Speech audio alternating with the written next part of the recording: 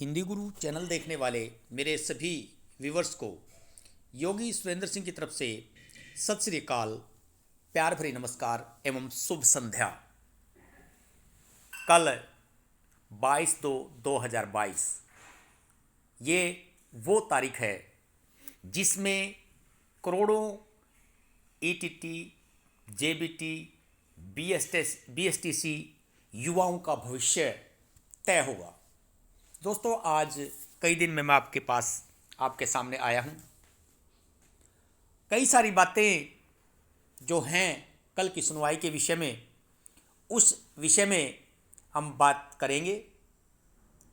सबसे पहले मेरा सब दोस्तों से आग्रह है कि जिन्होंने अभी तक इस चैनल को सब्सक्राइब नहीं किया, वो चैनल को सब्सक्राइब कर लें ताकि कल जैसे ही सुप्रीम कोर्ट में हियरिंग ख़त्म हो आपको तुरंत अपडेट मिल सके।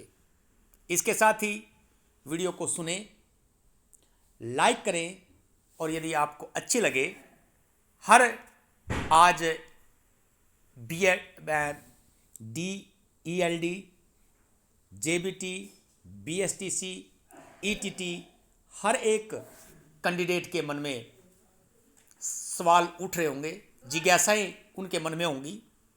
सब बेचैन हैं, उत्सुक हैं, चिंतित हैं कि कल क्या होगा। कल उनके भविष्य की दशा और दिशा ये तय होगी। दोस्तों, सबसे पहले तो मेरे पास बहुत सारे क्वेश्चंस आए थे। एनसीटी का जो केस था वो डिफेक्ट लिस्ट में चला गया था। क्या वो डिफेक्ट लिस्ट से बाहर आ गया? बिल्कुल हाँ। एनसीटी ने जो डिफेक्ट थे, अपने डिफेक्ट जो हैं केस के दूर कर दिए और वो अब केस बिल्कुल रेडी है और कल उसकी हियरिंग होगी। कयास ये लगाए जा रहे थे कि हो सकता है कि एनसीटी अपने डिफेक्ट दूर ना करे, क्योंकि डिफेक्ट दूर करने के लिए 90 दिन का जो टाइम वो मिलता है, तो कहीं इसको आगे ना ले जाए डिफेक्ट दूर करने की बजाय और टाइम ना ले ले सुप्रीम कोर्ट से। तो लेकिन ऐसा नहीं हुआ। एनसीटी ने अपना जो डिफेक्ट हैं वो सारे दूर कर दिए और कल सुनवाई में एनसीटी पेश होगी। एक बात और मैं आपको बता देता हूं कि यूनियन ऑफ इंडिया इसमें पेश नहीं हुई। यूनियन ऑफ इंडिया ने इसमें कोई भी अपना जो पटिशन है वो फाइल नहीं की राजस्थान हाई कोर्ट के जजमेंट के अगेंस्ट। केवल एनसीटी ही पार्टी इसमें बनी है। लेकिन एक महत्वपूर्ण बात यह है कि एमएचआरडी और एनसीटी की इस संबंध में मीटिंग हो चुकी है और ये तय हुआ है कि भारत के जो सॉलिसिटर जनरल हैं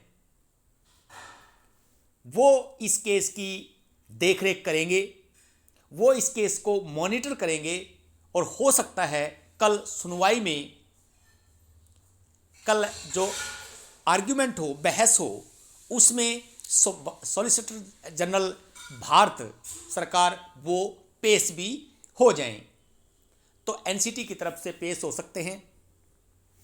और इस संदर्भ में मैं आपसे एक आग्रह और करना चाहता हूं कि मैं जो राजस्थान बीएसटीसी यूनियन है, जब राजस्थान बीएसटीसी जो इस केस को फाइट कर रही है, वो उसको मैं बधाई देता हूं, क्योंकि उन्होंने बहुत मेहनत की है इस केस पर और इस केस को अपनी मेहनत से उस मुकाम पर ले गए कि करोड़ों जो सारे देश में जो फैले हुए ईटीटी, जेबीटी के जो छात्र हैं उनके भविष्य के लिए उन्होंने खुद सामने आकर लड़ाई की है। इसलिए मेरा तो ये मानना है कि हर जो जेबीटी छात्र है, कैंडिडेट है, उसको किसी ना किसी रूप में उनकी मदद जरूर करनी चाहिए। यदि आर्थिक रूप से करें तो बहुत बढ़िया, नहीं आर्थिक रूप से ना करें, कर पाएँ तो नैतिक रूप से जरूर करें, उनको सपोर्ट करें। और मैं नहीं समझता कि 100 रुपये आप अपने करियर के लिए इन्वेस्ट ना करें सकें, तो कम से कम आप इतना फंड तो जरूर दें, और जो ज़्यादा दे सकता है, समर्थ है, उसको भी जरूर करना चाहिए। सब अपने इंटरेस्ट की बात है। अभी मैं बात कर रहा था कि लड़ाई बहुत ही ज़ोरदार है। एक तरफ पूरी भारत सरकार खड़ी है जो कि एक गलत, बिल्कुल गलत नियम उसको डिफेंड करने के लिए तैयार है। 2018 एनसीटी रूल जो बिल्कुल रॉन्ग है, जिसकी जो एक्सप्लेनेशन है वो भी गलत ढंग से, जिसकी व्याख्या है एनसीटी ने वो भी गलत ढंग से की है।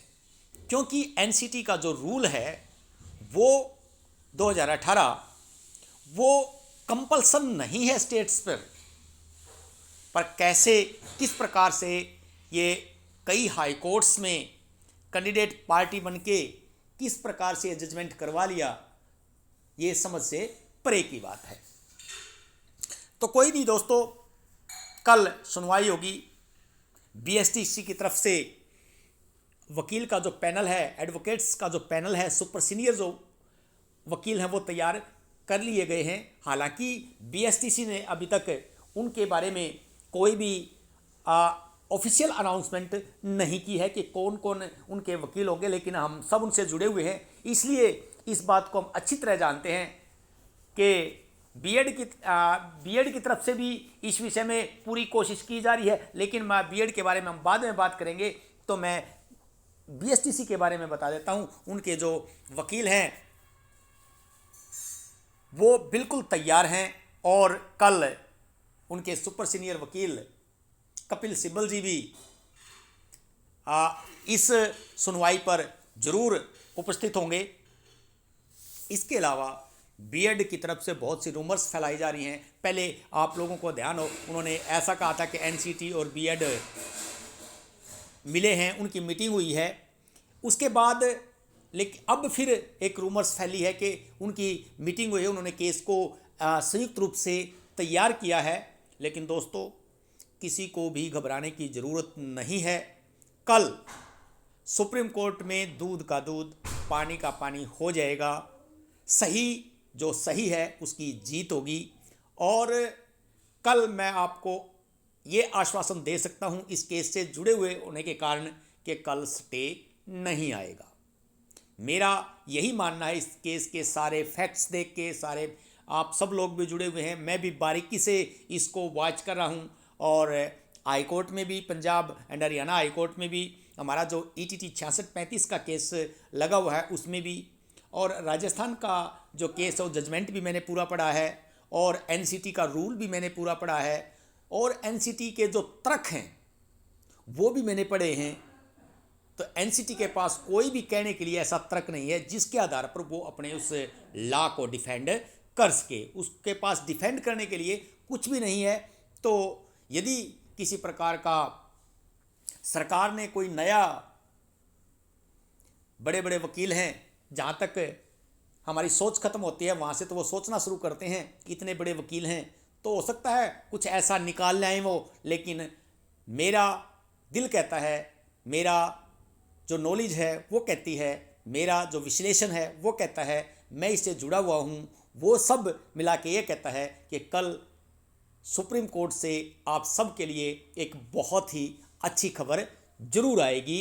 और वो अच्छी खबर सब के लिए एक शुभ संदेश लेकर आएगी, जो हजारों हजार, करीबन 1 लाख के आसपास 3 साल से ETT, JBT, DED छात्र भर्ती के लिए तरस रहे हैं, उनकी भर्ती अटकी हुई है, जिसको बीएड और JBT विवाद ने उलझाया हुआ है, वो जरूर सिरे चढ़ेगा।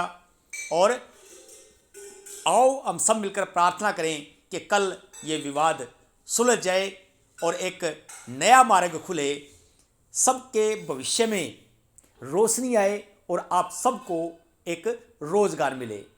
तो जैसे ही कोई और अपडेट आएगी मैं आपके पास लेकर जरूर आऊँगा।